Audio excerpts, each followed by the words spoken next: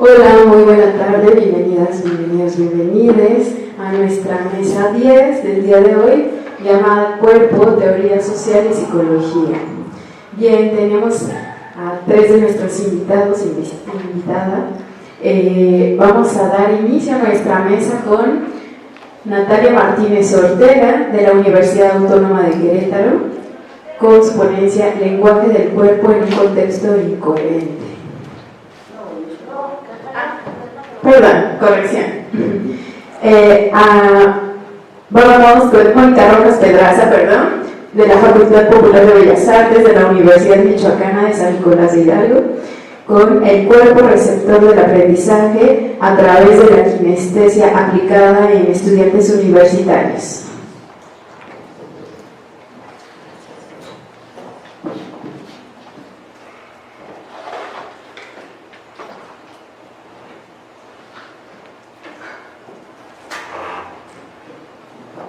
¿Qué tal? Buenas tardes a todos. Bueno, quisiera compartirles el propósito de este pequeño ensayo.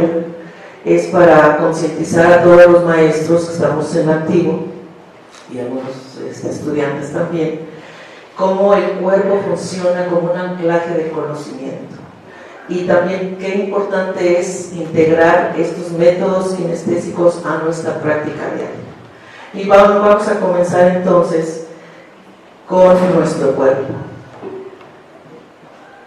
Cuando nosotros hablamos de nuestro cuerpo, hacemos referencia a toda esta magnífica creación que tenemos, el cual pues desde que estábamos en el vientre de nuestra madre, pues tuvo ya esa sensibilidad, esas sensaciones de sonidos, el agua donde estaba, la manera como escuchaba nuestros movimientos. Por ejemplo, yo recuerdo cuando estaba embarazada, pues todas esas sensaciones también que el bebé sentía a través de mí, ¿no? Entonces, si nosotros empezamos a entender realmente cómo funciona nuestro cuerpo, nos vamos a ir directamente a nuestros 5 sentidos. ¿Por qué? Porque los 5 sentidos nos dan ese flujo de sensaciones y de sensibilidad. Y este tipo de sensibilidad, bueno, pues siempre está anclada pues a los sonidos, a los gustos, a los aromas, al tacto, a las texturas y a las emociones. Y estas sensaciones pues nos causan también cuestiones placenteras, de dolor, emociones positivas, negativas. ¿Y cómo adquirimos todo esto? Pues a través de la experiencia. Nosotros iniciamos desde muy temprana edad a reconocer los sonidos, los aromas. Si nos hacemos referencia a un bebé, pues él anda hambriento de conocimiento, él quiere probar la tierra, el polvo, la croqueta del perrito, incluso él mismo, sus sabores, todas las texturas que tiene a su alrededor, sus juguetes, etc. Entonces todas estas vivencias van creando en nosotros como personas la experiencia de la vida diaria y van dejando esa huella, ¿no? Es una huella muy importante. Y esta huella, obviamente, pues siempre va a tener un contexto positivo o negativo. Y por eso, pues recordamos, básicamente, nuestra vida está llena de eso, de sensaciones y de sentidos. La que sigue, por favor. Cuando nosotros hablamos de movimiento en nuestro cuerpo y de toda la sensibilidad que recorre nuestro cuerpo a través de nuestro sistema nervioso, pues nosotros podemos ya referirnos totalmente a lo que vendría siendo la kinestesia. Y esta palabra pues viene del griego. La primera parte obviamente pues es la kinesis, que es el movimiento, y la estesis, que es la sensación. Entonces nosotros podemos decir que la sensación o la percepción del movimiento de nuestro cuerpo pues viene siendo esta, la kinestesia. Y sobre ella pues viene el aprendizaje, la memoria, la cognición, que son 3 elementos muy importantes que vamos a manejar a través de esta pequeña narración que voy a hacer. ¿Cuál es el origen de todo esto? Bueno, obviamente que hay miles de autores que están escribiendo acerca de esto porque ha sido una revolución, Pero bueno, si nos vamos a lo más temprano, pues en el siglo XIX, y a mediados del siglo XIX, este neurólogo y filósofo inglés, Henry Carlton Bastilla, pues él fue el que acuñó realmente la palabra kinestesia, ¿no? Y pone kinestesia. Y obviamente al momento de él estudiar el cuerpo, sus manifestaciones, sus sensaciones, la sensibilidad, lo que ofrece al cuerpo diariamente, pues él lo describe ya como una acción realmente que tiene el cuerpo, y nosotros tenemos que describirlo a través de la kinestesia como todas esas transmisiones de sensaciones que van dirigidas al cuerpo como un impulso, como un flujo constante, ¿sí? En el sistema nervioso. En 1831 también otra persona, Per Killing, es también un neurólogo sueco, él más o menos observó que las personas que tenían enfermedades, incluso crónicas, a través de ejercicios se mejoraban muchísimo. Y entonces él fue creando este método que se llama método sueco. ¿Y qué hizo él? Bueno, pues con ejercicios físicos y viendo que estas diversas enfermedades iban mejorando poco a poco, pues él entonces escribió este tratado en donde ella menciona la kinesiología, y obviamente esto funciona como la base moderna para las siguientes teorías. Podemos hablar de Jean Piaget. Desde 1950, pues él escribió acerca del constructivismo. Nosotros conocemos el constructivismo desde las escuelas. Yo como docente y como maestra también de primaria y de secundaria, pues hemos trabajado el constructivismo por más de 20 años. Casi todo el siglo XXI fue constructivista al 100%. ¿Y de qué se trataba ese constructivismo? Bueno, pues dejar hacer al niño que construyera su propio conocimiento a través de pequeños proyectos de experiencia y con un trabajo cooperativo, que es completamente diferente al trabajo colaborativo de la kinestesia. El trabajo cooperativo pues se basaba básicamente en que el maestro daba las instrucciones para hacer cierto tipo de trabajo de investigación, y el niño tenía que construir su conocimiento pues a través de estas pequeñas prácticas.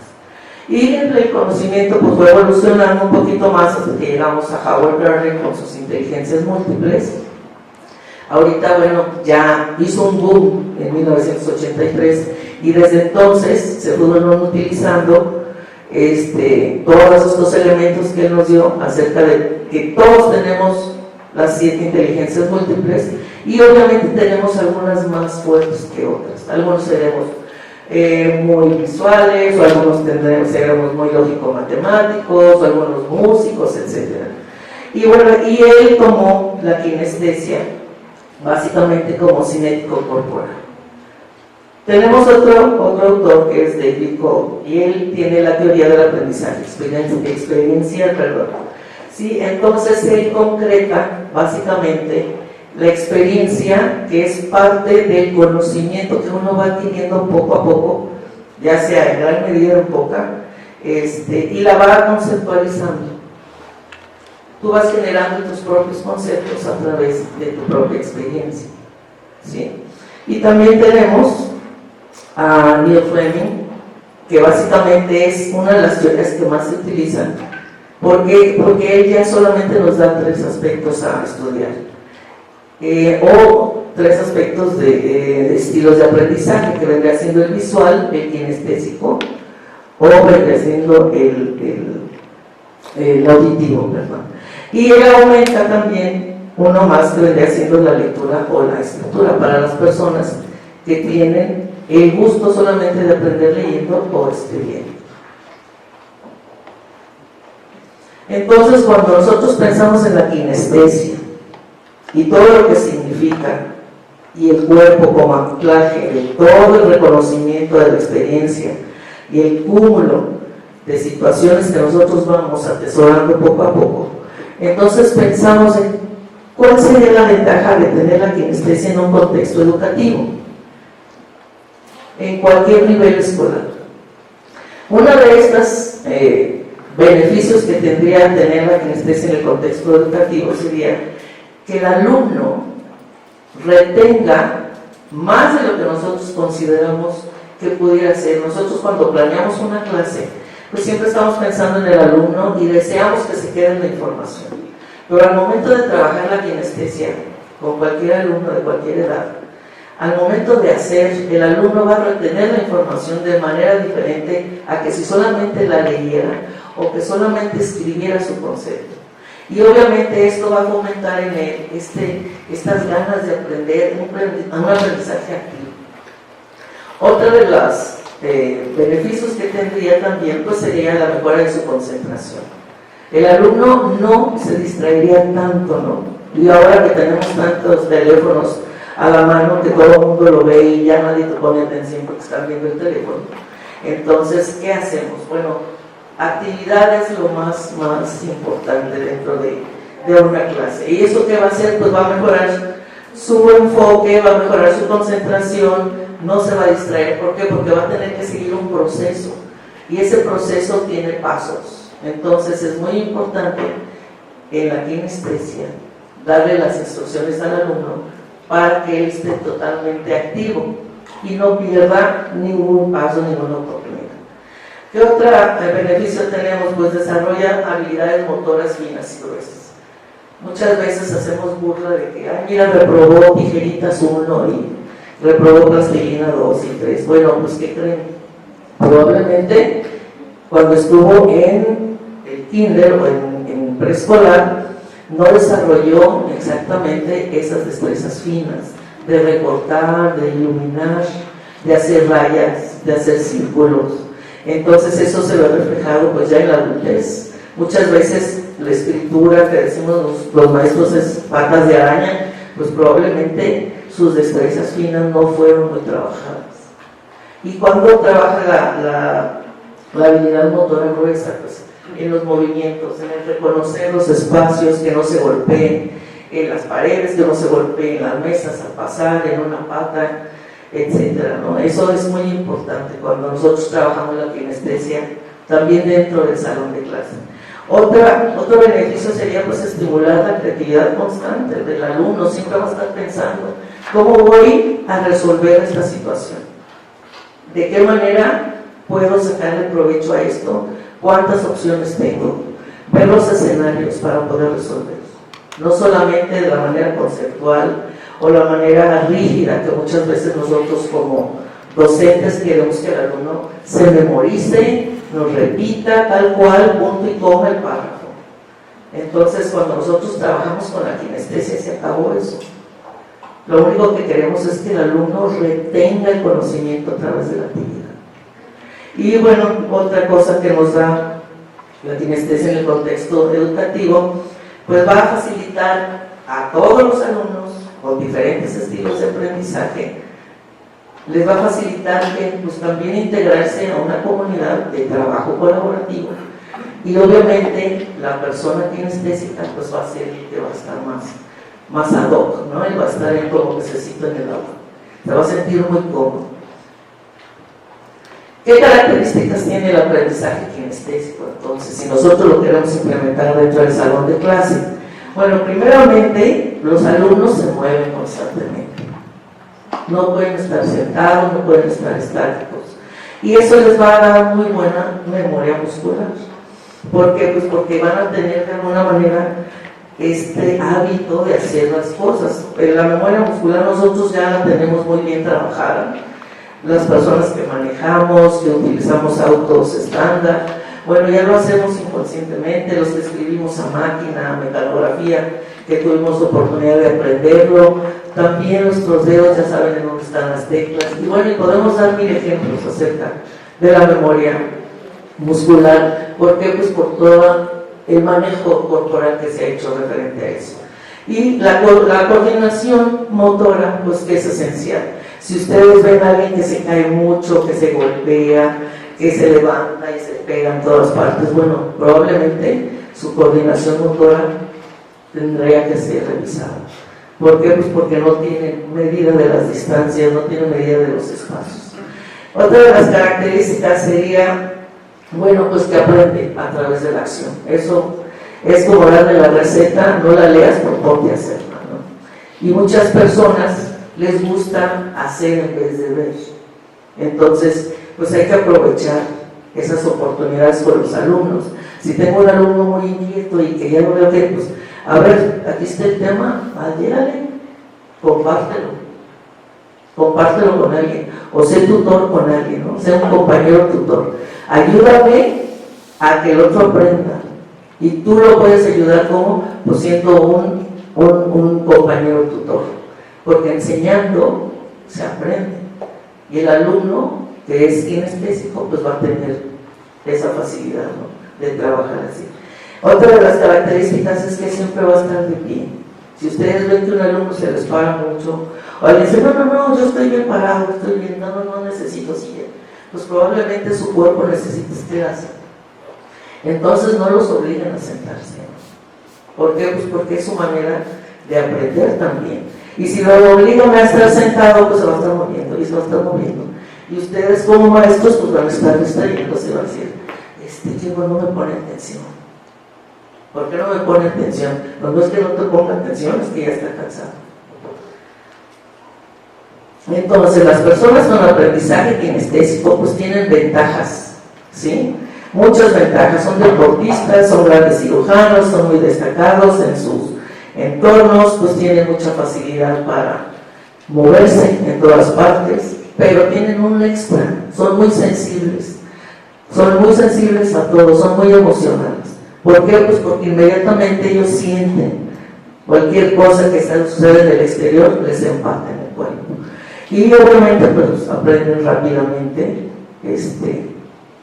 todo lo que necesiten hacer y su comprensión se agudiza. Las desventajas, pues que hay muy poquitos espacios preparados para las personas kinestésicas. Los niños kinestésicos han tenido muchos problemas durante mucho tiempo. ¿Por qué? Pues porque han sido el niño castigado, el de reporte, el que nunca se sienta, el regañado. Y a fin de cuentas, muchos nos podemos identificar con esta situación, incluso hasta medicados. Entonces, ¿qué pasa con esos niños cuando crecen? Pues tienen muchas dificultades en cualquier espacio. ¿Y qué pasa? Pues terminan sin concluir sus estudios superiores. ¿Por qué? Pues porque dentro de ella, a niveles superiores, las clases son monólogos también. Y un alumno kinestésico pues no lo puede llevar así. ¿Cómo puedo entonces mejorar la retención de mis alumnos y su comprensión? Bueno, primero que nada, mi compromiso activo, mis planeaciones tienen que ser pensadas en esos 3 estilos de aprendizaje. Y además, comprometer al alumno, porque ellos van a tener esta experiencia multisensorial cuando yo me dedico a hacer una buena clase, planeada en esos 3 aspectos. Y el refuerzo constante del aprendizaje va a estar presente. Y vamos a hacer lo que se llama esta evaluación formativa, constantemente reparando el error, corrigiendo, etc. Y esto les va a dar a ellos una satisfacción de que van a decir, sí lo puedo hacer, sí lo logro, me puedo corregir, me puedo autocorregir y no necesito que un maestro me ponga un 10 o un 6. Simplemente yo estoy haciendo mi autoevaluación. Y esta asociación de experiencias concretas, pues, ¿qué le van a dar? Relajación. Y recordemos que también nuestros alumnos tienen muchos problemas de ansiedad. ¿Por qué? Pues por esta situación escolar. Estas son algunas aplicaciones prácticas que tengo aquí a la mano para que podamos integrarlas. Podemos hacer simulaciones, debates, juicios, actividades de movimiento, hacer equipos de trabajo, de consulta, dinámicas grupales, demostraciones prácticas constantes. También podemos hacer ejercicios de relajación. Hay muchas cosas muy padres en YouTube que se las podemos poner con una bocinita, moverse en el aula constantemente. También tenemos que tener reglas de movilidad para que los alumnos respeten las reglas y proporcionarles las herramientas. A lo mejor yo les pedí que trajeran esto y esto. Quizá alguien no lo lleve, pero tú llévalo. Lleva unos extras. ¿Por qué? Pues porque es tu trabajo y necesitas concretarlo y ayudarle a la persona que no lo hizo No sabemos por qué no lo llevo. 100,000 excusas van a tener. Pero yo quiero completar el trabajo que dediqué a planear 2 días, 1 día, 3 días. Entonces no veamos nuestro trabajo también desmerecido porque nuestros alumnos por miles de cosas no llevaron lo que les pedimos. El uso de la tecnología, cientos y cientos de aplicaciones muy buenas. Dense una visita ahí en internet y ya verán que hay muchísimas cosas prácticas que aplicar. Y las sesiones de aprendizaje colaborativo, pues enseñar a nuestros alumnos a trabajar en colaboración, que cada quien aporte su granito de arena. Y bueno, yo concluyo nada más con esta reflexión. Nosotros como facilitadores en este nivel universitario debemos de conocer a nuestros alumnos, debemos de saber qué estilos de aprendizaje tienen. También debemos de planear para ellos. Y nuestra planeación debe de ser dirigida al aprendizaje y nosotros a la enseñanza. Y sobre todo, pues con la única idea de por qué vamos a hacer esto, por qué vamos a implementar la kinestesia en nuestro salón de clase, para que retengan toda la información que les vamos a compartir. Porque es muy triste que nosotros planeamos horas y horas y tenemos muchas actividades pensadas, pero los alumnos no se llevan gran cosa. Esa es una de las más grandes de esos retos que tenemos los maestros, ¿no? Que el alumno retenga la información que yo le doy. Y obviamente enseñar a nuestros alumnos a organizarse de manera colaborativa. Nadie los va a mandar, nadie los va a dirigir. Ellos deben de llevar y aportar su conocimiento para poder trabajar en conjunto y lograr un fin común. Y sobre todo ayudarle al alumno kinestésico a que se integre a los otros estilos de aprendizaje visual y auditivo. Pues muchas gracias, por mi parte eso es todo.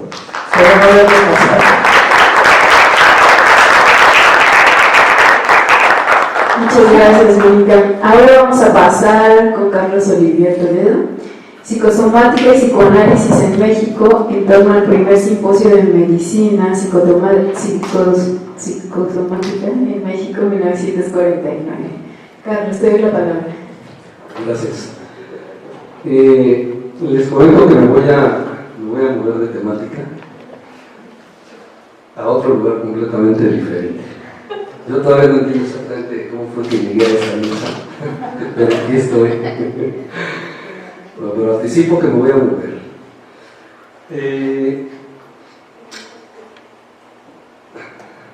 Para quienes no sepan, en realidad yo estudié la licenciatura en psicología, pero desde hace mucho tiempo me moví a otros campos, y entre esos está el de la historia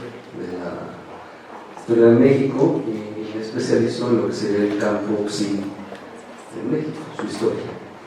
Psicoanálisis, psiquiatría, psicología, todo lo que implique lo psi. Entonces este trabajo que les traigo es un trabajo que digamos podría parecer como les confieso que es como un gusto el que quise mover, porque la temporalidad de general que yo trabajo es de 1807 hasta 1920, pero este trabajo es de 1941. Y lo quise hacer un poco en la medida en que quería pensar o hacer un ejercicio histórico que me permitiera pensar el presente. Les confieso que yo desde hace tiempo he estado tratando de pensar, obviamente que el asunto del historial no tiene que ver con recuperar, como diría Lucian Ferro, curiosas reliquias del pasado. No se trata de recuperar reliquias. En todo caso, lo que yo he querido hacer es tratar de pensar cómo es que nuestros muertos, o los muertos de nuestros pasados, se enfrentaron a su propio sufrimiento. En ese sentido, yo me siento muy cercano a lo que sería como la historia del sufrimiento y el modo en cómo aquellos le hicieron para salir de él. Justo ayer, cuando caminaba por las calles del centro de la ciudad, pensaba en cuántos no me han antecedido con lágrimas o con intentos de suicidio. ¿Cuántos? Seguramente muchos. Y entonces este trabajo resulta ser para mí un gusto, porque me salvo la temporalidad, porque me permite pensar algo que sucede en la década de los 40, que creo que ni los historiadores del psicoanálisis le han puesto relevancia, pero que también nos permite entender la transición que se vive de esos tiempos a los tiempos actuales. Entonces, voy a intentar hacer el ejercicio a ver si sale.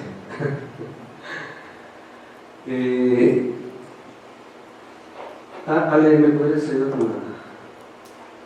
Ahí está. Entonces, el trabajo voy a tratarlo de hacer así como muy puntual, para no detenerme tanto y tratar de llegar a la última parte con cierta tranquilidad. Bueno, que no es esta la última parte, hay otra. Entonces, la primera que tiene que ver con esto que llamé como la carne órgano de la intervención farmacológica, la cosificación instituida. Este primer apartado es importante para mí y me parece que es importante que les quede claro, porque no se trata de una mera teorización, no se trata de hacer teoría, se trata de pensar cómo a través de los hechos de lo que sucedió en México desde finales del siglo XIX hasta la década de los 40 en promedio, se vive un acontecimiento fundamental que en buena medida, más o menos ustedes ya sabrán, que es que el cuerpo se hace cosa y que una de las comunidades más fuertes y más poderosas, aunque ustedes no lo crean, de esos tiempos y las que en buena medida van a determinar los poderes, saberes y éticas, va a ser la comunidad médica. Por eso es importante que por principio no piensen que este tema queda fuera de ustedes, porque en realidad para la idea del psicoanálisis ningún campo del saber se va a ver ajeno a esa influencia, ni antropólogos, ni artistas, ni psicólogos, ni educadores, ni nadie. Pero estamos ante una primera comunidad, que es una comunidad de poder, y que esa comunidad se va a encargar de establecer formas, insisto, de relación, formas de percepción, formas de objetivación, y que va a generar nuevos poderes, pero sobre todo va a generar una relación de amo y esclavo, y eso es lo que importa que se entienda. Porque justo en la relación del amo y esclavo, lo que sucede con el cuerpo es que el cuerpo se va a terminar instituyendo como cosa, no como un cuerpo, sino como cosa. Se va propiamente hablando a cosificar. Y entonces, dos cosas a mí me interesaban un poco como tratar de pensar en un ejemplo, que es la parte de la cirugía y la parte de la farmacéutica. Entonces, ahora sí. Solamente les presento unas mínimas imágenes, como no quisiera llenarlos de tanta información, por eso apuesto siempre la imagen, un poco para tratarles de demostrar que durante la primera mitad del 20 se va a vivir lo que ya algunos llaman como la primera ola de la farmacéutica en México. Sería interesante si ustedes fueran farmacéuticos o químicos o médicos, pero en realidad lo que me interesa es que ustedes entiendan que con la llegada de la farmacéutica, que obviamente ya había desde antes del cierre del siglo XIX, pero no es propiamente hablando de la farmacéutica. Pero con esta llegada, lo que quiero que entiendan es que el cuerpo termina siendo una cosa y que la farmacéutica va a establecer formas de relación con el propio cuerpo, formas de interpretación de la enfermedad, formas de interpretación de la salud. Y al mismo tiempo, si bien es cierto que esta farmacéutica establece sus formas, una de las formas que van a quedar claras es que los actores van a quedar completamente desimplicados de su propio proceso de enfermedad. O sea, cuando hablamos de que el cuerpo se vuelve cosa, hablamos también de que esa cosa que se mueve como cuerpo, pero que es cosa, no tiene la capacidad para descifrarse a sí misma. No sé si me van siguiendo. No tiene esa capacidad. Por lo tanto, la cosa solamente puede ser descifrada, o mejor dicho, al modo de Thomas Hobbes, desvelada, para poder encontrar cuál es la disfunción de eso que hay ahí. Y para eso solamente están los médicos, los que recetan, por un lado, pero también la misma farmacéutica, que van a utilizar durante esta primera mitad toda una serie de elementos muy interesantes como autodiagnosis, o van a utilizar también la autodosificación. Esto que ustedes hacen de manera muy natural, van a la farmacia y dicen, me da otra pastilla porque ya sé cuánto se toma, le preguntan, se toma una vez al día. Eso se instituye en estos tiempos. Estamos en ese momento. Estamos en el momento donde nos vuelven cosa y la cosa se domestica hasta estos tiempos. Le pasamos entonces, yo les puse, esa de los pacientes tranquilos es básicamente porque no solamente la enfermedad física se vuelve la disfunción, sino también la enfermedad mental. Entonces hay medicamentos, les puedo haber traído muchos más, de hecho estoy preparando un libro, un capítulo solamente para puros medicamentos mentales.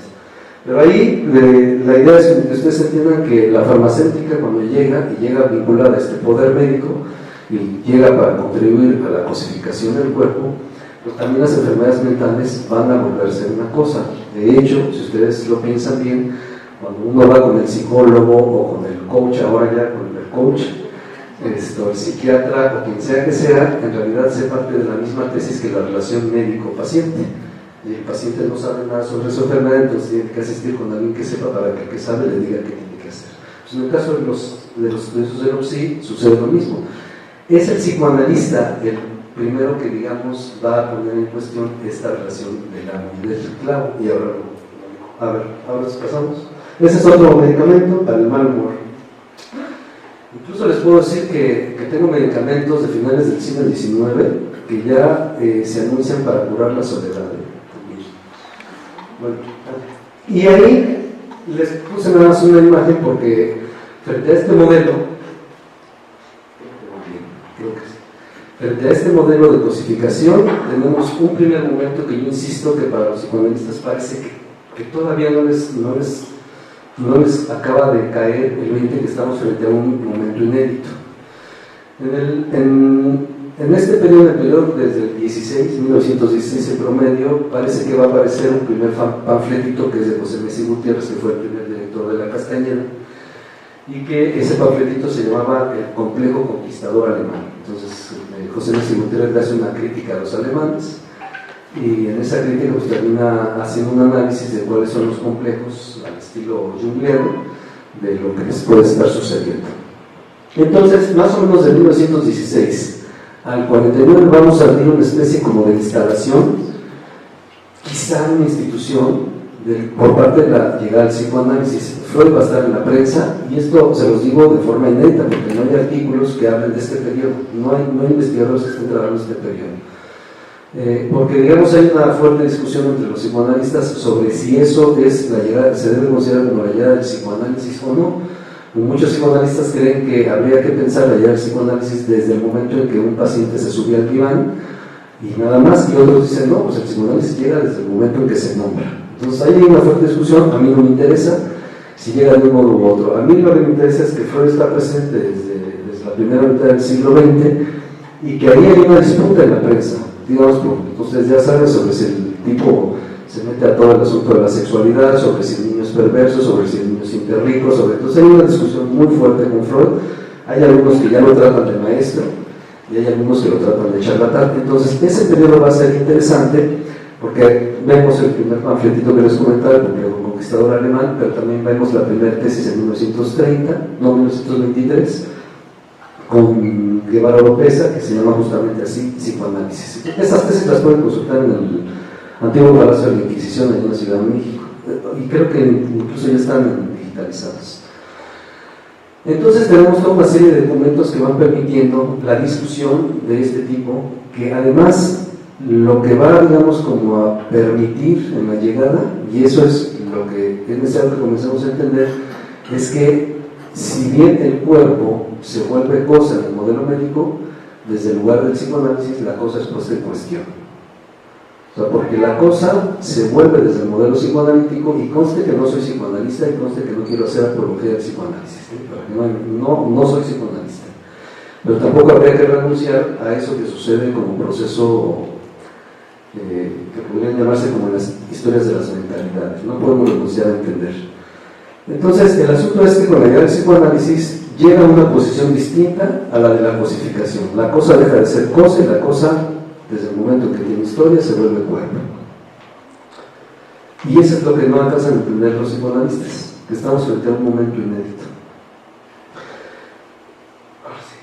Ahora, este es el seminario, es una cosita. Los documentos están publicados en la Gaceta Médica, son 6 artículos, son 7 artículos más la presentación y las palabras finales. Entonces, es esto, ¿no? Entonces yo les voy a comentar que no me encantaba buscarlo, esta la Z también que ya no sé dónde está, pero ya no le saqué la foto, la verdad me dio flojera, pero ahí está. Entonces, yo llegué al documento, al reporte, solo así porque sí, llegué, ni sé cómo llegué, pero llegué.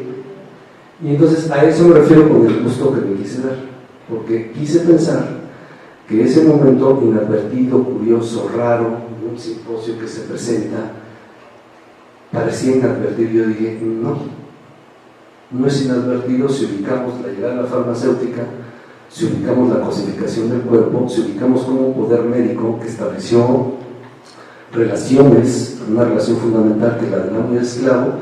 Entonces no es un evento aislado, cuando además son los mismos médicos los que están subvirtiendo a su propia comunidad. O sea, son los médicos los que están comenzando a decir, o los que han comenzado a decir, que es necesario pensar al actor de un modo distinto a como se le ha pensado orgánicamente. Que si ustedes lo piensan mucho es en sus discusiones que traen sobre el arte. O sea, ¿qué diablos es el cuerpo? Si es un cuerpo que debe ser disciplinado hasta la rotura, o si ese cuerpo tiene una historia, si ese cuerpo... Es una discusión que está presente en todos los campos, no es ajena. Entonces, bueno, pues ahí están los trabajos que se presentan. Yo les agarré unos cachitos, un poco como para que sirvieran como para mostrar en qué discusiones estaban metiendo los médicos en el 49. Ahí está. Bueno, son los autores que se nombran en el transcurso de los trabajos. Casi no está Freud, casi Freud no es nombrado, pero Freud está en todo. ¿Sí me explico? O sea, es decir, la posición que toman los médicos, aunque no nombren a Freud, es de Freud, ¿no? Bueno, ahora sí. Entonces, bueno, ahí hay un parrafillo que les puse sobre la discusión que hay. Raúl Fournier, pues era en aquel entonces el director de la Academia Nacional de Medicina, y entonces pues presenta unas palabras de introducción. Dice: la medicina preventiva y la terapéutica racional tan efectivas contra aquellas de las plagas devastadoras. No me la voy a leer toda, ahí les pediría que lo fueran leyendo, pero hay parrafitos donde hablan sobre la crisis que están viviendo los sujetos en el 49. Entonces, eso es la suficiente argumentación para decir: hay una crisis que están viviendo los sujetos, la medicina ya nos está dando y es necesario que nos acerquemos a pensarlos de otro modo, ¿no? Ese es el argumento principal, ¿no? Dale. Y entonces esos mismos parrafitos van mostrando la necesidad, incluso el del medio, van presentando la crítica sobre que de pronto hay, para que vean las discusiones que estaban en los tiempos, que los psicólogos o que las terapéuticas de la palabra no son suficientes para curar. Y entonces hay una discusión entre médicos y los psicólogos, porque dicen los médicos tampoco tienen los suficientes recursos para curar. Entonces ahí proponen la medicina psicosomática, ¿no? La unión de la mente con el cuerpo. Me voy a ir rápido, porque quedan 5 minutos y no me quiero detener en esto. ¿Me sigues, por favor? Son parrafitos donde se hace un lenguaje, o se habla del lenguaje freudiano, pero sí lo que quiero que quede claro, hasta adelante, lo que quiero que quede claro es que con la llegada de este primer simposio, que además los médicos de aquel entonces, los mexicanos, ya están vinculados con la Escuela Argentina de Psicoanálisis, la Escuela Argentina de Psicoanálisis está vinculada con los institutos de psicoanálisis tanto en Francia como en otros países, y esos intelectuales, estos médicos, ya están utilizando un lenguaje que deja de cosificar al actor, y eso es bien importante, porque justamente lo que hacen es decir: el cuerpo tiene historia, el cuerpo tiene una personalidad, el cuerpo está sostenido por una cultura, por un medio ambiente. Todo eso que a ustedes ya les hace como moneda corriente se está dando en esos tiempos. Estamos entonces ante un movimiento, y ahora sí, en unos minutos, estamos ante un movimiento que, ustedes lo piensan bien, inicia el cuestionamiento a la cosificación, se inicia ahí, se empieza a encontrar o a buscar desde distintos lugares la relación entre la mente y el cuerpo, y eso va a ser un primer momento, insisto, el primer momento de la subversión o de la traición de los médicos hacia los propios médicos. No voy a poder ahondar más porque me quedan 3 minutos y medio, pero os voy a cerrar con lo que sigue. Ahora sí, pásale, ahí está. Lo que quiero, a lo que yo quería llegar es, estamos viviendo el momento de un poder médico, pero después de 70 años lo que estamos viviendo es una transición que va del modelo médico, del poder médico al poder psí. Ya hoy día el poder médico no es lo que fue ni a finales del 19 ni a principios del 20. Quienes son los nuevos sacerdotes laicos de estos tiempos son los psicólogos, psicoanalistas o psiquiatras. Y eso nos habla de una transición dura que nos está tocando en todos los campos. A ustedes les toca, no me queda duda, porque estos tiempos son tiempos de psiquización de la vida humana. Todo es psíquico, todo es emocional, todo es felicidad, todo es placer y todo es gozo. Y finalmente, si es cierto que hay una transición del poder médico al poder psí, no es menos cierto que hoy día lo que vivimos es una transición de la cosificación disciplinaria de la que tanto se quejan, a la que yo diría vivimos una cosificación instantánea. Si en otro momento todo era disciplina, en estos tiempos todo es gozo. Y si algo nos sirve la historia, por eso que ya me iba tan rápido, para tratar de hacerles pensar que si algo nos sirve este ejercicio, es para pensar cómo un discurso que se instituye y nos reduce a la nada puede enfrentarse a otro que lo subvierte y que lo quiebra. Pero al mismo tiempo, ese discurso que nació como subversión o como un acto de traición, como fue el discurso de la psicosomática, terminó siendo tan autoritario y vertical como lo fue el discurso promovido por el poder médico. Y si algo nos puede enseñar la historia, es que tenemos que aprender a tomar cautela de los discursos que inocentemente vamos tomando por un supuesto bien. Bueno, pues ahí está. Gracias.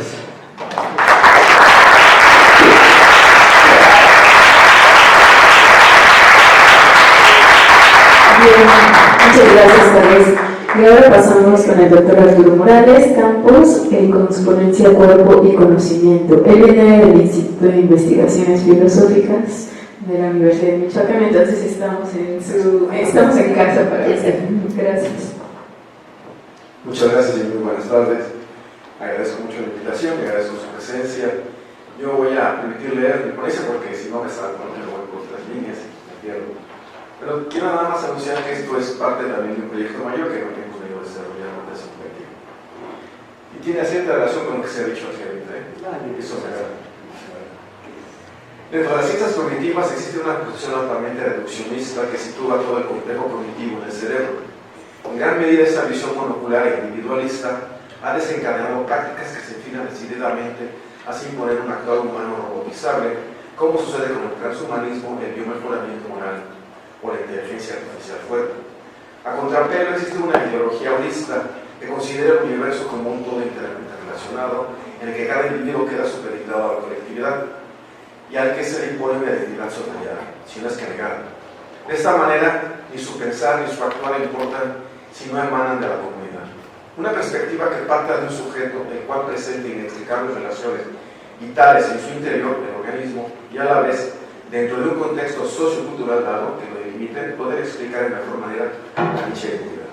En resumidas cuentas, para cumplir con lo anterior, es preciso plantear un sistema indisoluble de correspondencias entre un sujeto, como una especie de microsistema, y su entorno o mesosistema, tal que a partir de tal coexistencia ambos resulten afectados positiva y o negativamente.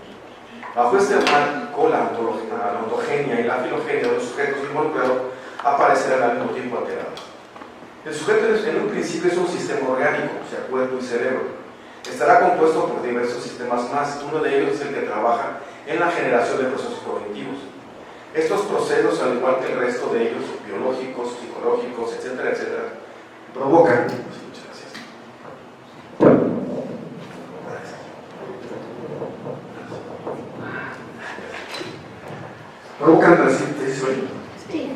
provocan transformaciones significativas fisiológicas y culturales en dicho sujeto. Esto es bien importante porque se piensa que la evolución solamente ha traído cambios fisiológicos, pero realmente ambas cuestiones, las cuestiones culturales también permiten la transformación de aspectos fisiológicos y de manera inversa también. Esta compleja implicación de procedimientos nos pone frente a un sujeto biosociocultural y por tanto cognoscente. Bueno, vamos a tratar de delinear qué entendemos por este sujeto, por esta propuesta de sujeto, ¿verdad? Para empezar voy a dar una breve revisión ante esta dicotomía de cuerpo y alma, ¿no? De acuerdo con Roberto Espósito, y aquí es donde encuentro alguna relación, el cuerpo, gracias al derecho romano, ha quedado en un tercer plano, siempre detrás de las personas y sus posesiones, cosas y en ocasiones animales y personas. Cito a Espósito: mencionado solo en relación a los momentos primero y último del nacimiento y la muerte, el cuerpo era visto como algo dado de forma natural, que no requería una atención jurídica especial. Esta exclusión era la inevitable consecuencia de la gran división que organizaba nuestra forma de pensar. Fin de la cita. Pero esa tradición de excluir el cuerpo tiene orígenes que posiblemente podrían remontarse al descubrimiento de la agricultura. Nace unos 20 años, no sé. Punto en el que se concibe un ciclo que unía la vida con la muerte. El cuerpo inerte se fundía con la tierra para mantener, digamos, el funcionamiento del fenómeno de la vida de las plantas y en consecuencia el resto de los seres. Pero no todo finalizaba ahí. Debería haber algo que se desprendiera de la carne y que perdurara indefinidamente en un cierto lugar extraterrenal, preferentemente. Este principio se observa también dentro de varias culturas mesoamericanas en las que el alma sobreviviría al cuerpo. Por otro lado, en la mitología dedicada a Quetzalcóatl, cultivada por el pueblo azteca, es posible observar rituales relacionados con la agricultura y por ende con la resurrección. Cito: ese dios regó su sangre sobre los huesos de los muertos para su posterior regreso a la vida. Interesante. En la cultura hindú se considera que el destino de la mente es reunirse con la mente divina, en la cual constituye una parte temporalmente separada. En otro momento, para el pueblo egipcio, el cuerpo era la morada del alma, conocida como Ba. Esta tradición se extendió a otros pueblos, incluido el griego. Los presocráticos basaron gran parte de su filosofía en narraciones míticas, narraciones estas que son una auténtica cosmogonía, puesto que de alguna manera ofrecían la respuesta a las preguntas ontológicas acerca del ser humano, del mundo o de la naturaleza y de los dioses. El caos, entendido como oscuridad y vacío, va cediendo lugar al orden y a toda la existencia y el origen del mundo. Gracias a la intervención de fuerzas creadoras y destructoras a la vez, de seres divinos. Esta división tiene como correlato el dualismo que opone la vida a la muerte.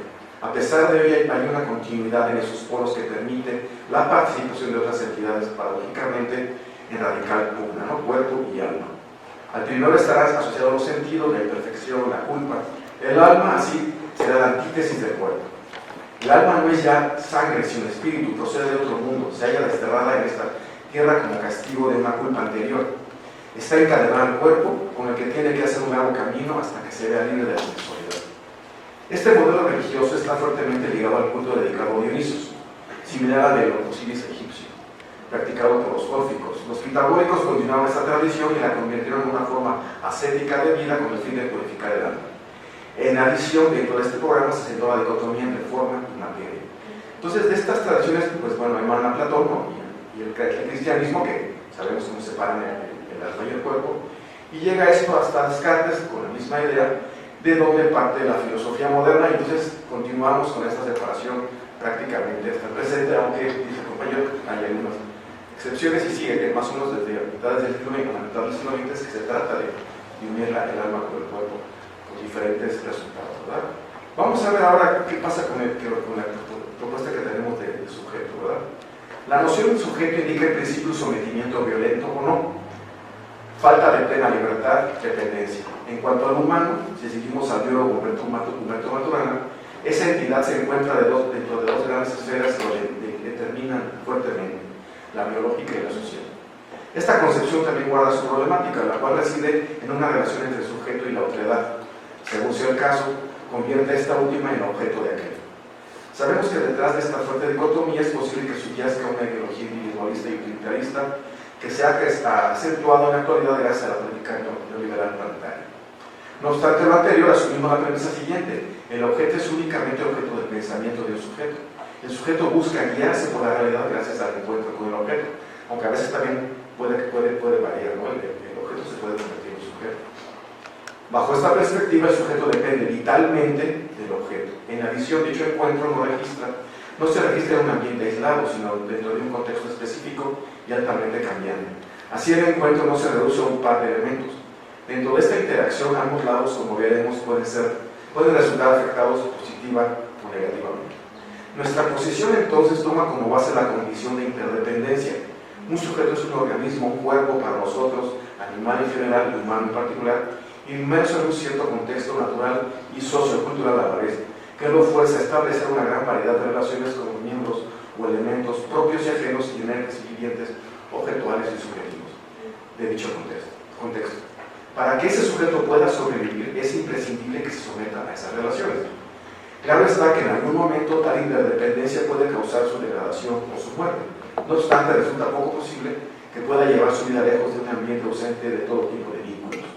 Voy a citar a un neurocientífico, Antonio Damasio, que dice así: si el cuerpo y el cerebro, para nosotros cuerpo integral, interactúan mutuamente de forma intensa, el organismo que forman interactúa de forma no menos intensa con su entorno. Hasta aquí la cita. Es así que bajo este marco el organismo deviene el sujeto como ser. No importa si constantemente cambia de lugar, siempre se encontrará dentro de algún tipo de contexto que lo forzará a encontrar estrategias cognitivas, en principio, para relacionarse con ese mismo contexto. Como ya mencionamos, todo sujeto pertenece a la vez. Estoy refiriéndome con el concepto de sujeto no solamente, como ya dijimos, a los seres humanos, animales, inclusive ahora estamos viendo es una historia larga, pero que también las plantas se han encontrado unas relaciones cognitivas muy interesantes. Bueno, como ya mencionamos, todo sujeto pertenece a la vez a dos grandes esferas que lo delimitan, la biológica y la sociocultural. Pero como es posible comprobar, ninguna de las dos ha permanecido estática a lo largo de los tiempos. La evolución contempla tanto transformaciones fisiológicas, como ya dijimos, y como cognitivas. Y es el organismo, desde un punto de vista biológico, el agente que ha provocado dichos cambios en sí mismo y en su entorno, a diferencia de la idea de la adaptación, ¿no? que se presume un ser un tanto neutral o inactivo y que deja que el ambiente cambie, ¿verdad? Bueno, hay varios científicos que tratan esta inclusión. En varias especies animales, mediante ese contacto continuo con su nicho, a través de su cuerpo integral, se ha demostrado la existencia de una conciencia y de una autoconciencia que vinculan una identidad. El cuerpo es la primera instancia y el primer transductor entre el entorno y la subjetividad. En consecuencia, ese contacto permite la generación de una identidad que, como podemos entender, no es plenamente individual, sino transindividual, por estar inmerso en un contexto. Para Damasio, este neurocientífico, esa identidad forma parte de un proceso. Veamos algunas de sus partes. Voy a citar algunos aspectos de él, ¿no? Debido a esta curiosa configuración, las terminales nerviosas, la representación del mundo exterior al cuerpo solo puede entrar en el cerebro a través del propio cuerpo, a saber, a través de su superficie. El cuerpo y el entorno que lo rodea interactúan entre sí y los cambios que esa interacción causa en el cuerpo llegan a ser cifrados en mapas del cerebro. En la actividad cerebral se recrea, entre otras cosas, de manera permanente, cierta visión del cuerpo. Esto es bien interesante porque se retoma otra vez la idea de las imágenes mentales que siempre se han discutido, pero ya desde otra perspectiva, ¿no? Esto es bien interesante. Cuando uno ve algo, hay experimentos muy interesantes. Cuando alguien ve un círculo, por ejemplo, en la región occipital, o sea, la que está aquí atrás, se iluminan las neuronas y forman un círculo. Eso es lo que Damasio llama un mapa. Entonces nosotros vemos un círculo no porque esté enfrente de nosotros en sí, sino porque en nuestro cerebro las neuronas se encienden a manera de círculos. Eso es lo que estamos viendo, ¿verdad? Esos mapas en un momento posterior se transforman en imágenes mentales, la base del conocimiento, según otra vez Damasio.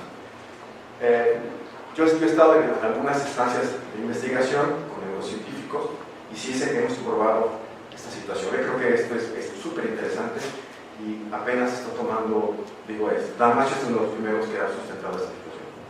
Cito otra vez a Damasio. La etapa más simple surge en la región del encéfalo, que representa al organismo, ¿no? Hay una representación de sí mismo mediante el cerebro y consiste en una recopilación de imágenes que describen aspectos relativamente estables del cuerpo y generan sensaciones espontáneas del cuerpo vivo, sentimientos primordiales.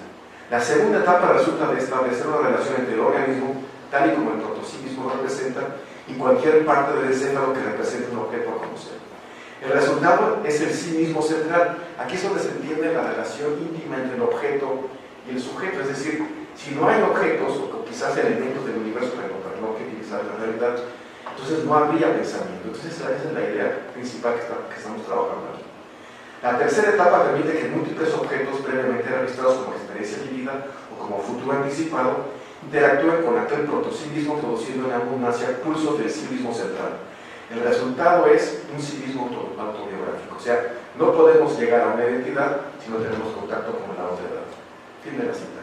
Veamos que en las dos citas de Damasio se explicita la función transductora del cuerpo, ¿no? Es nuestra primera, el cuerpo integral es nuestra primera, digamos, frontera.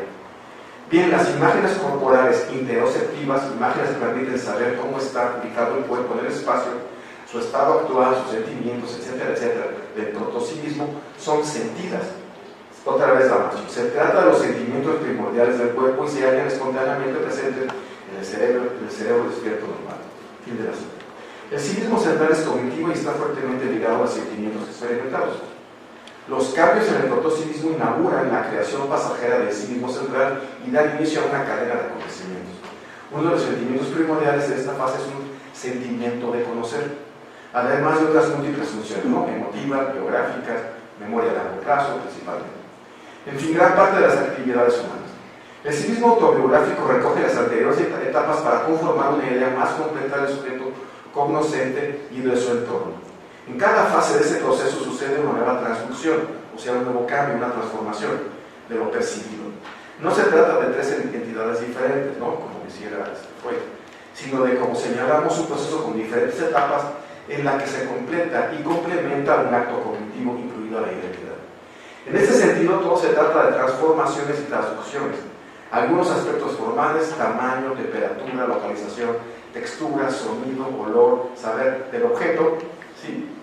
O del elemento de la realidad, que trata de conocerse, se transforman en señales bioeléctricas para los sentidos del tacto, la vista y el oído, o bioquímicas para los sentidos del olfato y del gusto.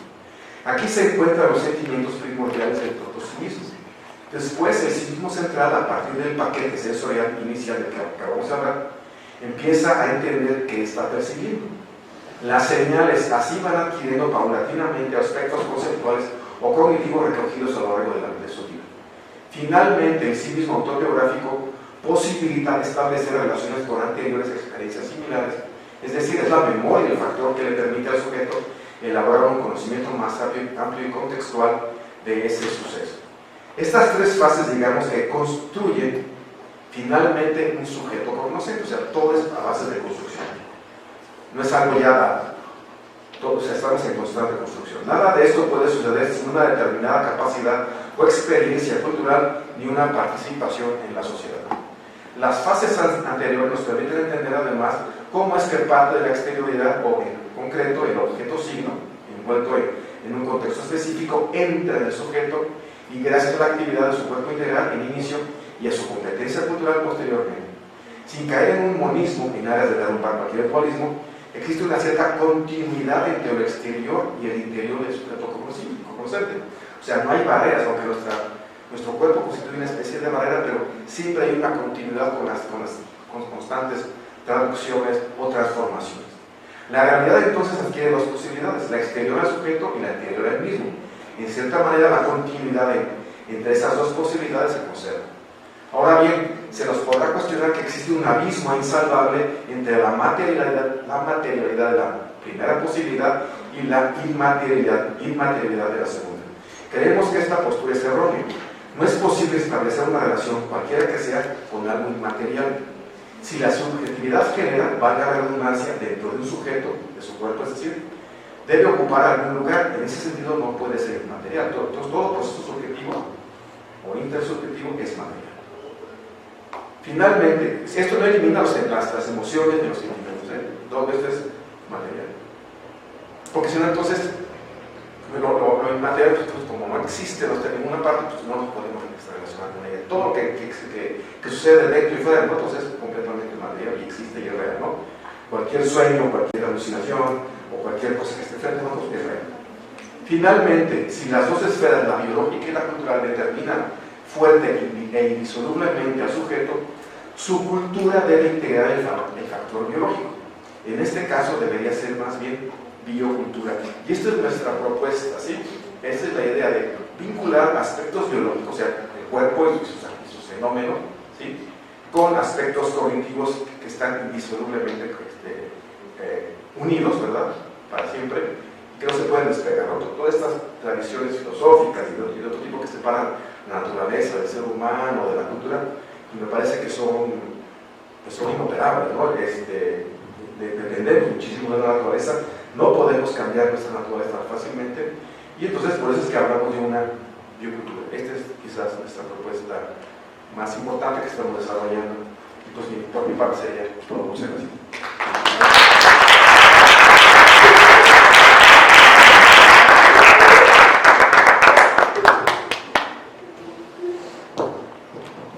Ok, agradecemos las participaciones de nuestros ponentes.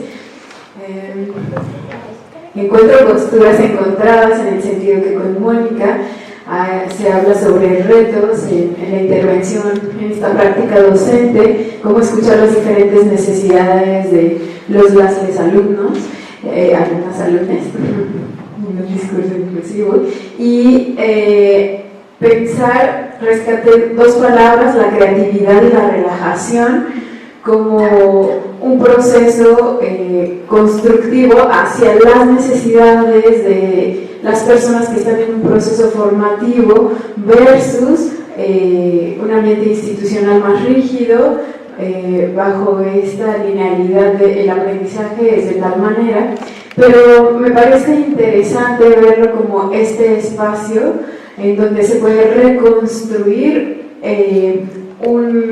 una flexibilidad hacia el proceso de aprendizaje, y creo que eso es algo que en las aulas estamos pidiendo a gritos sobre si las diferentes formas de aprendizaje, las personalidades, las necesidades, pero es como un vaivén de también ver en qué condiciones estamos los docentes, a qué retos nos enfrentamos y cómo podemos ir dando solución. Pero claro, introducir el cuerpo puede llevarnos a una forma más humana, que se hablaba ayer del humanismo, pero una forma más concreta, más humana y más directa que tenemos, que es esta vivencia con el cuerpo, en donde encuentro una postura ya más crítica y opuesta con Carlos sobre la cosificación del cuerpo. Y bueno, sin embargo, no es indiferente la cosificación del cuerpo desde el siglo XIX, con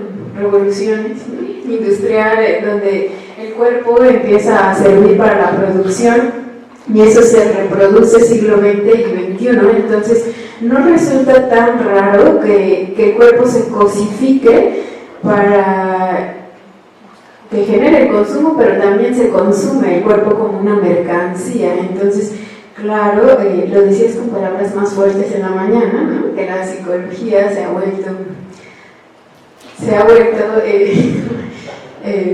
muy consumida dentro de esta modernidad, posmodernidad, pero ¿dónde queda el cuerpo? Sí, claro, se vuelve una mercancía en donde no se considera la historia, en donde no se considera la subjetividad, y entonces hacia allá voy a la ponencia de Arturo, porque hay algo que me llama la atención. Dices, en los 50 se entra en crisis, pero claro, tenemos un siglo XIX con promesas a partir de todas esas ideas y rezagos que deja la ilustración, estas revoluciones que nos prometían el cambio en la sociedad a partir de la razón, la ciencia y la tecnología, y ya en los 50 la sociedad dice, a ver, alto, ya llevamos más de un siglo, llevamos más de un siglo, todo lo que va del 19 y mitad del 20, y no hemos tenido un cambio, y seguimos produciendo, y el cuerpo ahí interviene. Entonces hagamos un alto, y es cuando se empiezan a cuestionar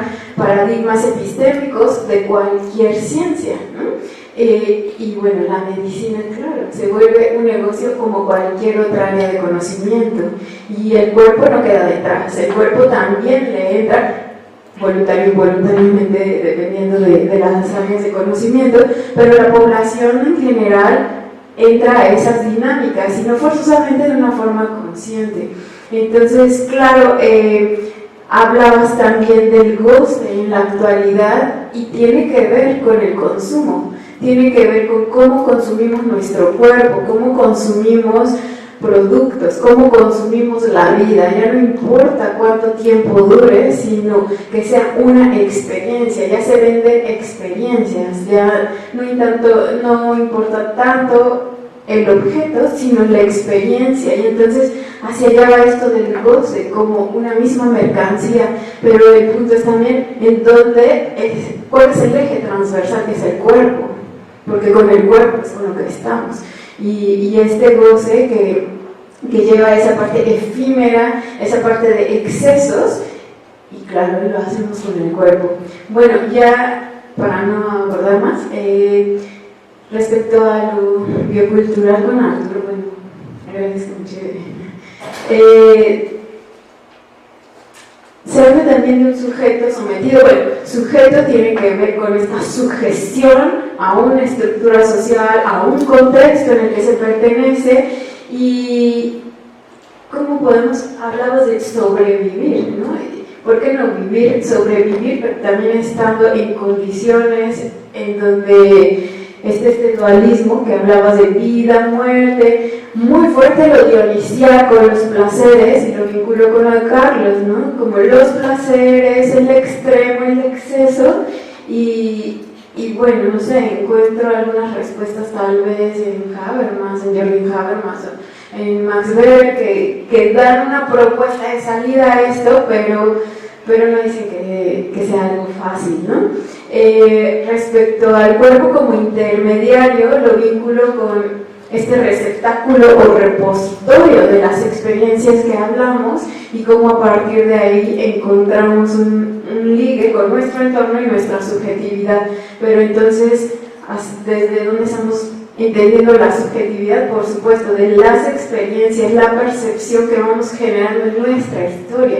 Y entonces lo vinculo un poco, tú me corregirás, con la dialéctica, en donde es un vaivén entre el entorno y mi subjetividad, y el entorno es un movimiento, y entonces con esto cierro, eso es el cuerpo, el movimiento, el cambio, y que nos va conformando esta identidad de la que hablas, en donde lo otro me reafirma o me confronta y me hace modificar, y entonces ya entra el proceso ontológico. Bueno, agradezco mucho las exponencias, doy la palabra a las preguntas. ¿Alguien quisiera preguntar a nuestros ponentes?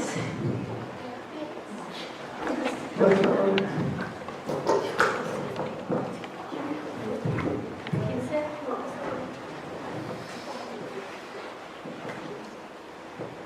Hola, buenas tardes. Muchas gracias por las ponencias. En este vínculo de cuerpo como intermediario y escuchando que para los tres, de alguna manera, el cuerpo simbólico es objeto de estudio desde diferentes ubicaciones, territorios, me encantaría saber cómo dialoga su cuerpo con su investigación, si quisieran compartir algo en relación a eso, para darle lugar también a su subjetividad en diálogo con su investigación.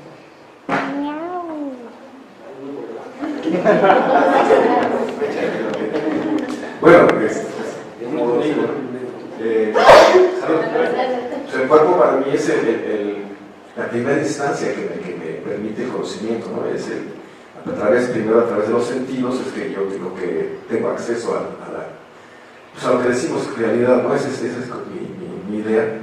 Y más que nada que mi cuerpo es más bien la idea de recuperar la idea de cuerpo, ¿no? No exactamente meterlo, porque el cuerpo está metido, pero en la propuesta, o sea, que se presente el cuerpo, o sea, que se le haga caso al cuerpo. Sobre todo me interesa por este debate tan fuerte del transhumanismo, que está muy fuerte, muy grave, y que a pesar de llevar la palabra humanismo, y que aparentemente es una especie de humanismo, pero que extrañamente es uno de los primeros humanismos que está desplazando al ser humano. O sea, eso es importante, ¿no? Es un humanismo que desplaza al ser humano. Y lo más grave es que lo va a sustituir por una máquina. ¿Sí? Pues, se han hecho estos procesos, pero no de manera tan decidida, o sea, que hay una filosofía, una corriente que está proponiendo esto tan fuertemente, ¿no? Y luego, pues eso es lo que me interesa mucho, ¿no? Pues criticar esta postura y que voltear hacia la importancia del cuerpo, sobre todo porque en algunos aspectos de la neurociencia todo se reduce, como en la genética todo se reduce al gen, en las neurociencias prácticamente todo se reduce al cerebro o a las neuronas, ¿verdad? Entonces, y a eso se reduce el cuerpo. Hay un libro que me gusta mucho de Riquet y Pierre Changuet, un neurocientífico, y están discutiendo los dos acerca de esta situación y Riquet siempre está diciendo al neurocientífico, a ver, dime, si conocemos el cerebro, conocemos al ser humano, y ese el neurocientífico nunca se da cuenta de lo que le está preguntando. Se la pregunta como 5 o 6 veces a lo largo del libro y nunca se da cuenta porque él está diciendo que el cerebro. Es importante entender que el cerebro es uno de las partes fundamentales del conocimiento, pero como todos, si separamos el cerebro del cuerpo, pues no va a pasar nada. Entonces creo que esa es la idea, no recuperar el cuerpo, sino que varias disciplinas integren al cuerpo, porque el cuerpo está integrado en todos los. Bueno, yo de mi parte, yo experimento en mi cuerpo constantemente desde que era niña. Tuve muchos problemas de atención, problemas de movilidad, constantemente era castigada en la escuela. De hecho, les puedo contar, cuando era una chiquita de 3, 4 años en el kinder, las monjas no me toleraban, tenían un piano de pared y yo viví constantemente sentada en ese piano, arriba. Y ahí esperaba a mis papás a que fueran por mí. Días completos del kinder me la pasé sentada en ese piano. Entonces, desde esos momentos, pues yo me di cuenta que yo tenía algo especial en mi cuerpo. No podía estar sentada, nunca pude estar sentada. De hecho, a estas alturas de mi vida, ya voy en el 5.º piso y no me puedo quedar sentada. Mi hijo siempre me está diciendo, ¿por qué no te sientas? ¿Por qué no sabes descansar? Es que mi cuerpo necesita estarse moviendo, ¿no? Entonces yo, para poder enseñar, primero lo hago yo, primero lo respondo yo, veo hasta dónde puedo llegar, porque hay muchos alumnos que son como yo fui cuando yo era joven, ¿no? Y los entiendo, los comprendo, no los castigo, al contrario, les doy oportunidad de que lo hagan como deseen, que lo diversifiquen, que lo muestren, que lo enseñen. Para mí no hay un límite en el aprendizaje y el cuerpo no tiene límites. Gracias.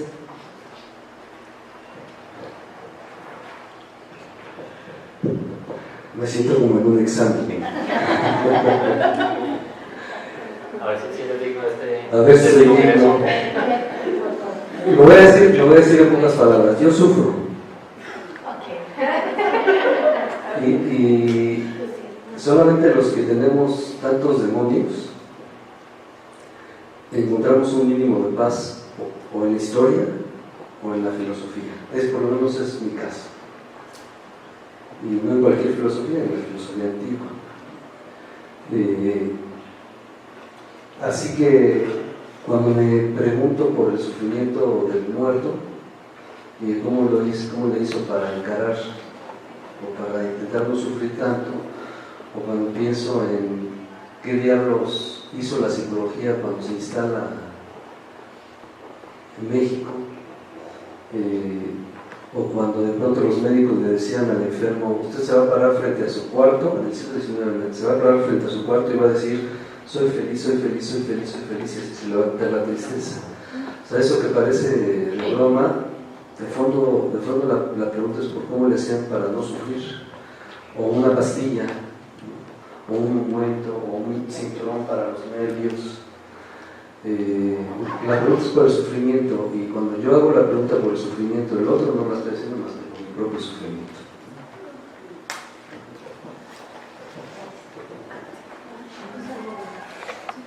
Gracias, muy interesante todas las ponencias. Quisiera preguntar sobre la última ponencia, si usted ha encontrado en Damasio como una especie como de conciliación entre la forma de las neurociencias cognitivas y las cogniciones corporalizadas, como que no fueran justo partiendo del tema de la mente, como para explicar todo el fenómeno corporal, si es que con Damasio ha encontrado como ese diálogo no tan radicalizado, o si hay otro autor que usted pudiera sugerir para poder abordar las ciencias cognitivas desde la cognición corporalizada. Sí,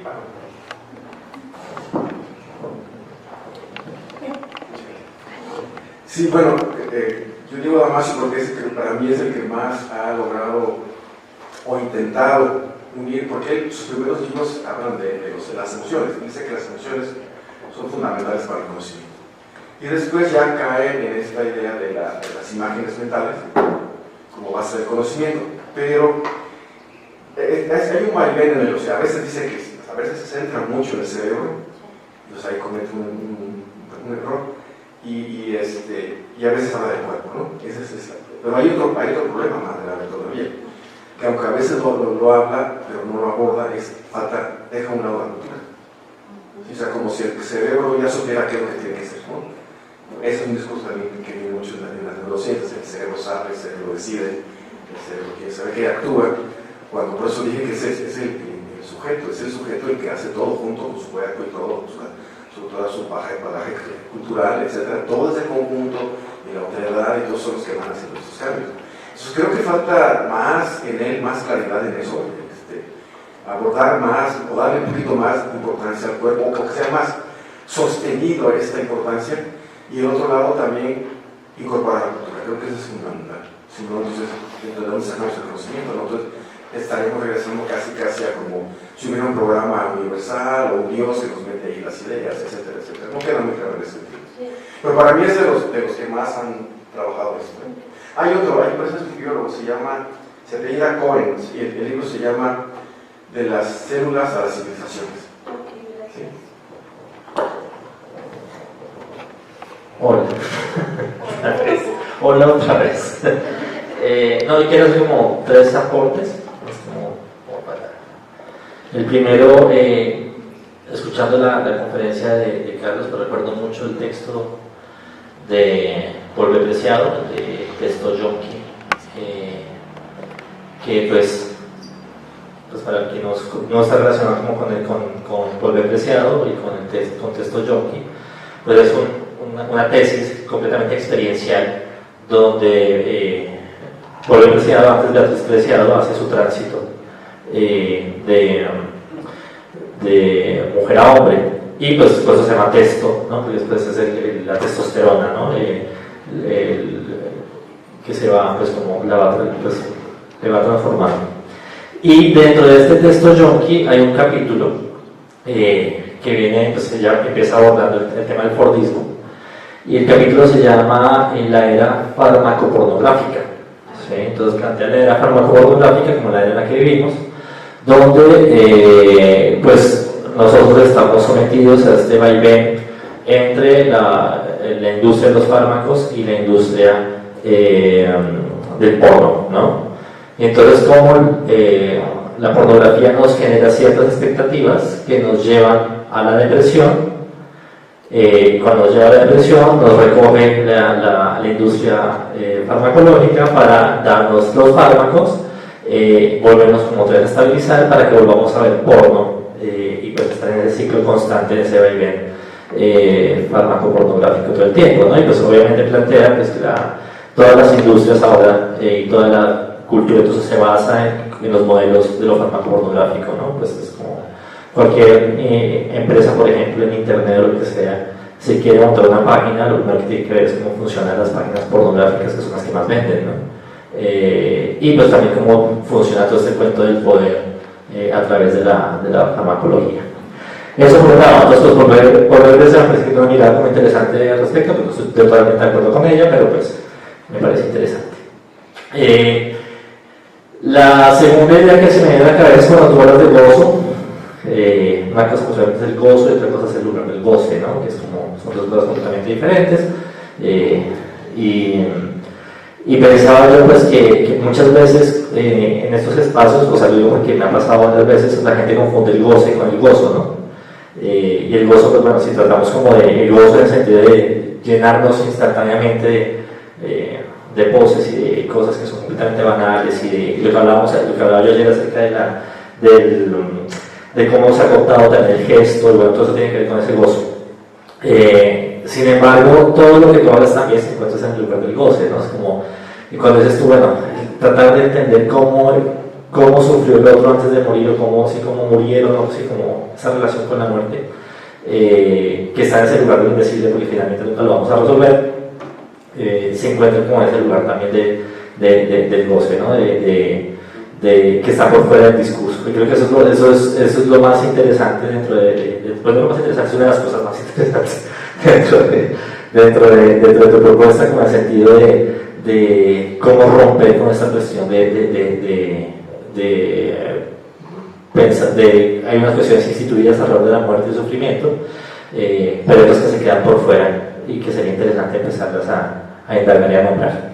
Y lo tercero que se me ocurre, escuchando la última ponencia también, como la relación como con el mundo del universo, hay un texto que a mí me gusta mucho, que es de Italo Calvino, es el texto Palomar. Palomar, para quien no conoce el texto, es la historia de un recién jubilado, pues, que no le queda nada más que observar el mundo. Entonces tiene técnica tras técnica de observación del mundo.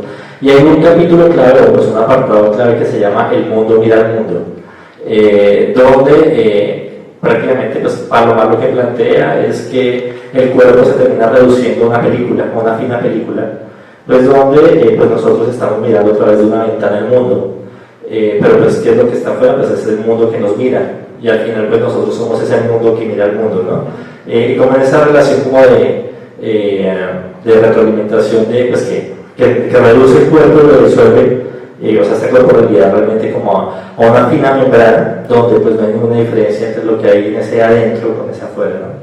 Eso es lo que quería aportar.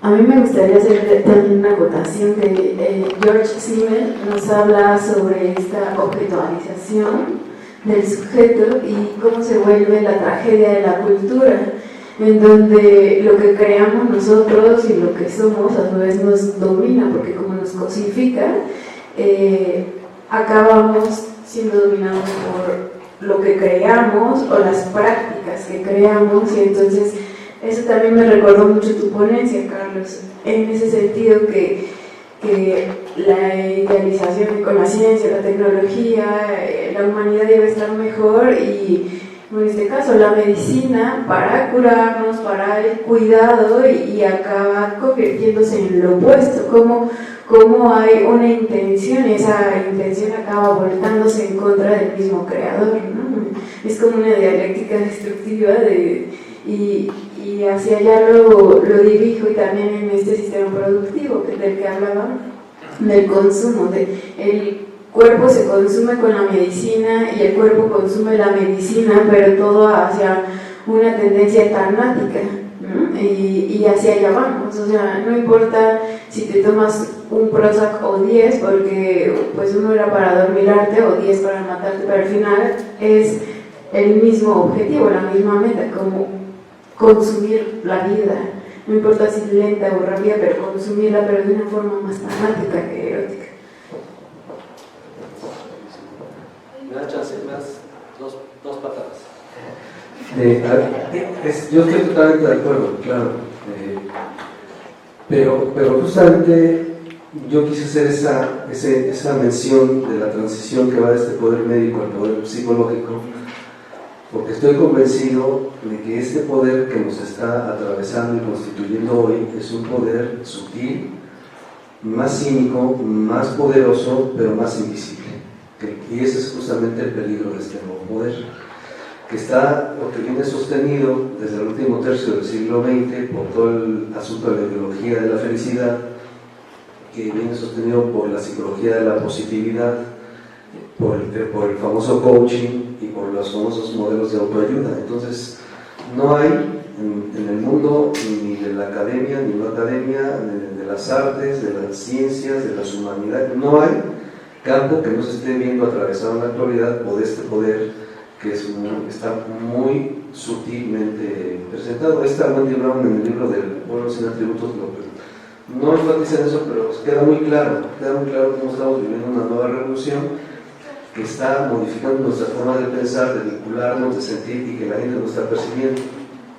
Por eso decía, es cierto lo que mencionas sobre el poder del hijo, totalmente cierto, que está todavía, pero pienso que ya no sé si tendríamos que estar dirigiendo todos nuestros esfuerzos hacia criticar lo que de algún modo ya ha sido rebasado, incluso por eso presenté el ejemplo histórico, que es la famosa cosificación. Está, sí está, y sin embargo me parece que más poderoso y más perverso es la vocificación que estamos viendo en la actualidad que la propia cosificación. Ese sería... Bueno, pues no te voy a dar ninguna patadas, pero porque justamente está enlazado creo que con el comentario y la pregunta que les quiero hacer. El maestro, bueno, el doctor Ricardo Pérez Tejada, creador del enfoque y la perspectiva de motricidad educativa integral, al que yo he tenido el gusto de conocer y con quien he podido trabajar a partir de la maestría en docencia para la cultura física, quien interrogaba el mismo título de la maestría en la que él estaba participando, justamente desde su enfoque con estas categorías, ¿no? Él propone motricidad y corporeidad distinto de lo físico, en este sentido de que es irreductible a lo material la experiencia humana, ¿no? Es distinto el movimiento y el cuerpo, porque todo tiene cuerpo, la lluvia tiene movimiento, el río tiene movimiento. En esta búsqueda de acotar un objeto de estudio dentro de los... él estuvo un tiempo en la normal de educación física y en esta búsqueda de acotar el objeto de estudio como el movimiento humano. Entonces llega pues también ayer mencionaba mucho a Merlo Conti y todos estos colaboradores, donde llegamos a la definición de corporeidad distinto del cuerpo cuando está atravesado por la conciencia humana, la motricidad del movimiento porque está atravesada por la conciencia humana, y la relación que existe entre la conciencia y la espiritualidad también es una muy íntima en toda la historia de la humanidad, no solo eurocéntrica, y en ese sentido también qué precede o qué va primero, el huevo o la gallina, la energía o la materia, y que justamente pues también es interdependiente, no se pueden separar, y de todo esto parte del marco teórico es la complejidad, ¿no?, de Morán, donde uno de sus principios es el principio hologramático, que expresa que las partes constituyen un todo, pero al mismo tiempo el todo está potencialmente en cada una de las partes. Además, estas podrían regenerar el todo. La totalidad influye en cada parte desde el fin hasta el principio. Entonces, estamos viendo ese cambio paradigmático del materialismo reduccionista, mecanicista, a un paradigma más integral. Sin embargo, como bien mencionas en este último comentario, muchos de esos aspectos están... Bueno.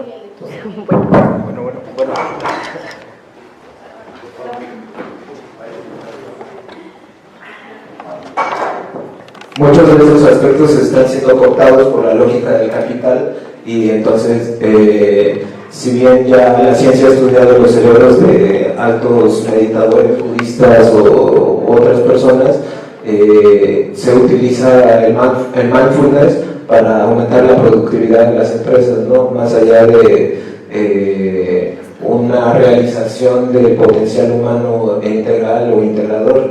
Entonces mi pregunta es cómo podemos, incluso también para los artistas presentes, desde el arte, desde las ciencias, de la filosofía, cuáles son algunas de las posturas que podemos adoptar, tal vez contraculturales, para, pues no diría que evitar, porque las contradicciones conviven, pero más bien para sumar a otras perspectivas y producir nuevos sitios de creación desde los cuales en la mañana hablábamos de algunas religiones y parece que todos aquí estamos de acuerdo sobre la existencia del espíritu, y bueno, nosotros desde esta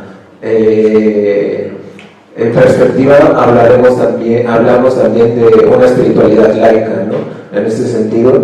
Y entonces, ¿cuáles son algunos mecanismos o cuáles son algunas posturas o contraposturas que podemos adoptar o adaptar para, pues repito, no para prevenir, pero para seguir transformando hacia un paradigma donde convivan más posturas en lugar de sustituir unas por otras?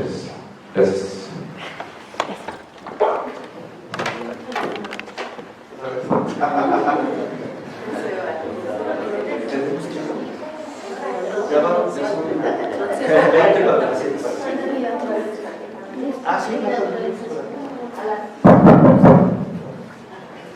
Nada, dos cosas.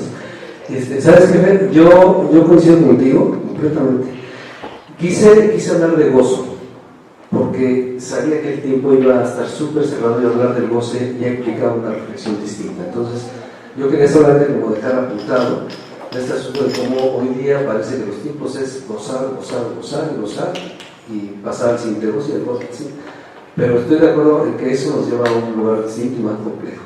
Estoy totalmente de acuerdo contigo. De ahí yo no te puedo decir, por supuesto yo sí creo en el espíritu, lo digo abiertamente.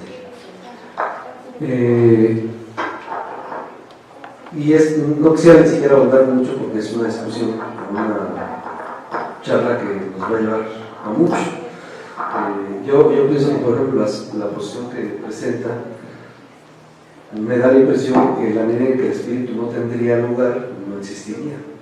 Me da la impresión, ¿sí lo tiene? Yo creo que no lo tiene, pero aún así sí existe, y esta es la diferencia entre una posición y otra. Yo creo que la existencia de algo no necesariamente implica un lugar fáctico. Y sin embargo, sí tomo la posición, para mí sí existe el espíritu. Y yo he tratado, digamos, más como de andar, y ese más bien compartiría mi ejemplo, o mi ejercicio.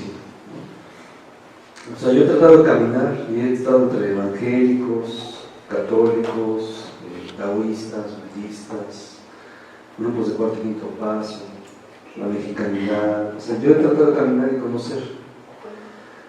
Si eso me ha servido o no, la verdad que no lo sé, supongo que al final de mi muerte, o al llegar a mi muerte lo sabré. Pero yo he tratado de caminar ahí y he tratado de utilizar el ejercicio, más bien de hacer o de practicar el ejercicio de pensar, que no siempre funciona. Pero pensar, o sea, que eso nos puede llevar más a una espiritualidad laica que a esta otra que yo he dado, que no es tan laica. Pero sí creo que el pensar, hoy está como de moda hablar de pensamiento crítico.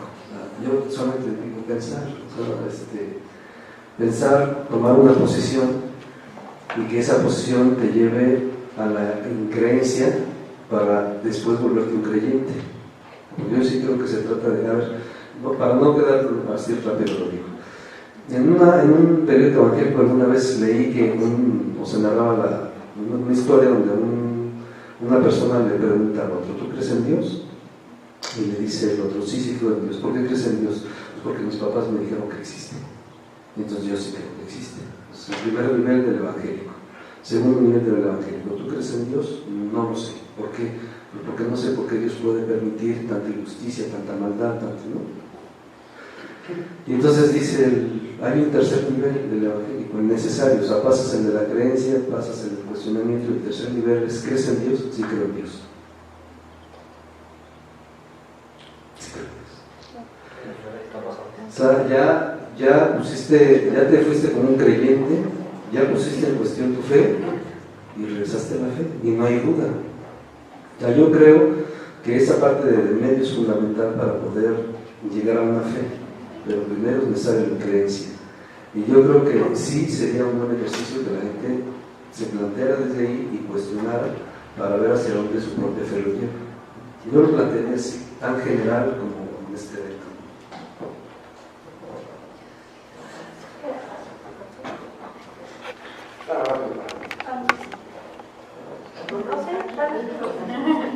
Gracias. Sí, como usted mismo lo mencionaste, ¿no? Yo pienso que desde las ciencias podemos ver esta cuestión del pensamiento complejo.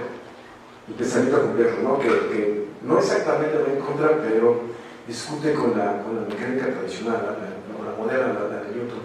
Creo que esa es una postura muy importante porque no solamente es una perspectiva física ni materialista plenamente, o sea, a rajatabla, sino que te abre la posibilidad a otras cosas, o sea, a ver que hay interrelaciones entre varios elementos de la realidad. Creo que es una buena postura, ¿no? Y cuando yo digo materialismo, no es un materialismo reduccionista, sino es un materialismo ontológico, es decir, todo lo que existe, toda la realidad, hasta los pensamientos, el espíritu y todo eso, o sea, existen, ocupan un lugar, ya sea que sean tangibles o que sean energía, ¿no? Como los campos magnéticos, etcétera, etcétera. Entonces, por eso yo decía que el espíritu, bueno, yo no creo en el espíritu, pero tampoco lo puedo negar. Yo no puedo negar la existencia de Dios tampoco. ¿Quién soy yo para decir si no existe? Pero si alguien habla del espíritu y dice que es así de esta manera, de otra manera, le está dando existencia y por lo tanto está en otro lugar. A eso me estoy refiriendo con materialismo, ¿no? Y cerramos con tu comentario, Ali. Quedan 5 minutos.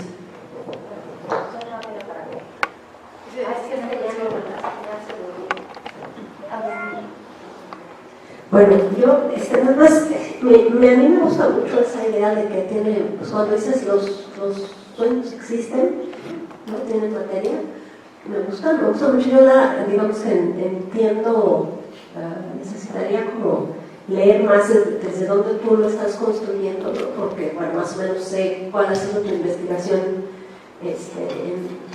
recientemente y me parece muy interesante esta idea. Y para conectarlo con lo que decía Carlos y con la primera mesa del día de hoy, que era sobre espiritualidad y se hablaba sobre la posesión, en el Palo Norte, la gente que baja muerto, ¿no? Uno podría pensar desde una visión dualista que el muerto y caballo, o sea, la persona que baja al muerto son dos cosas distintas y el espíritu no existe, pero puede existir cuando sea caballo. Pero la verdad es que el muerto y el caballo no son distintos, acaban entendiéndose como eso, como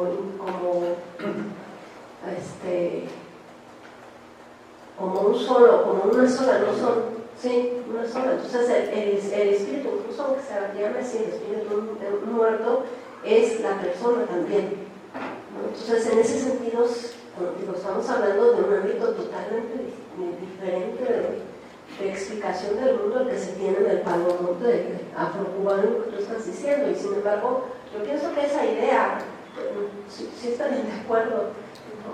con esa idea de pensar que el espíritu es materia. Además, así te lo dicen, ¿no? Y llega el momento, incluso, aunque no estén en un estado de posesión, el cuerpo de la persona acaba teniendo ciertas características físicas de lo que sucede en el cuerpo de la persona cuando es poseída. No se van completamente esas características. Entonces, es algo raro.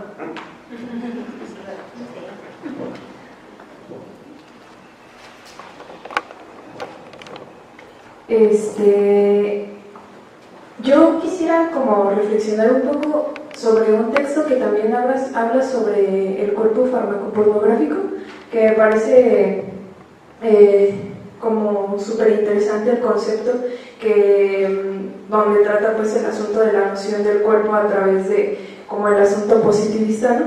Y pues yo quiero leer un pedacito nada más así porque creo que lo dice mejor que yo. El asunto del cuerpo farmacopornográfico, ¿no? Esto hablaría entonces de una materialización de situaciones sociales que son parte de la misma vida, la identidad, los efectos de relacionarnos con el mundo, la experiencia, relatos e interpretación conectados a las emociones, sensaciones y sentimientos de todos nosotros. La ciencia los ha materializado en procesos químicos de reacción que pueden ser construidos después de forma artificial, donde nuestros malestares del ser son solucionables usando nuestra fisicalidad como un aparato que se puede reparar. Entonces, yo, al momento de pensar en esta onda de la cosificación y en el asunto como de que la kinestesia, etc., me parece como que lo que se trata como el positivismo, el cuerpo es como el asunto de decir, hay un modelo oficial de lo que es el cuerpo, y si tú te separas de él, entonces necesitas la reparación o la alineación, ¿no? O la preparación para llegar a ello, y entonces es como deja por fuera muchas cosas, ¿no? Este texto del que hablo también trata como el asunto de cómo esta idea positivista deja de lado el asunto de la cosmovisión, y cómo entonces el asunto espiritual se puede ver más como retraso y el asunto científico se puede ver más como progreso. Yo creo que no tengo manera de tampoco saber, ni como artista ni como persona, el asunto de cómo tratar esta polaridad y todo esto, pero desde algunas de mis experiencias pienso que el asunto de la dinámica vertical, de decir esto está bien, esto es lo oficial y esto está mal y es el retraso, es cuando se deja de entender por completo lo que significa, pues, como relacionarte con el mundo y realmente querer relacionarte con el mundo, y no como en el asunto de así es como te tienes que relacionar con el mundo, ¿no? Y aquí esto que estás haciendo está mal, y entonces, pues sí, como que yo no le encuentro sentido a cancelar una con la otra, porque son formas de vivir, experienciar la vida. Gracias.